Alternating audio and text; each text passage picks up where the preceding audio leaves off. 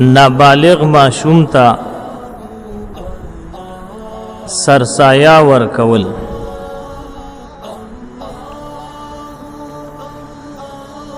ګورو با کدا نابالغ معشوم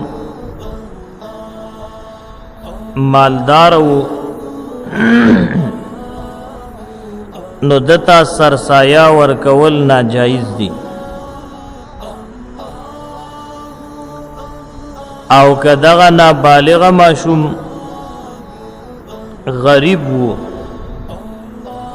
نو بیا وګورو کدا غریب وو او بیخی نه پوهېدو یعنی ساده په خو بد باندې نه پوهېدو نو دتا سرسایا ورکول ناجایز ده البته د د پاره د سرپرستا سرسایه ورکول جایز دي دې چې د چا په تربیت کی وی نو دا به هغه ته ادا کی هغه له به ورکی نو په د باندې ولګي او کدا غریب معشوم سنا سپوهیدو او خيار وو عاقل وو نو دتا سرسایا ورکول بالکل جایز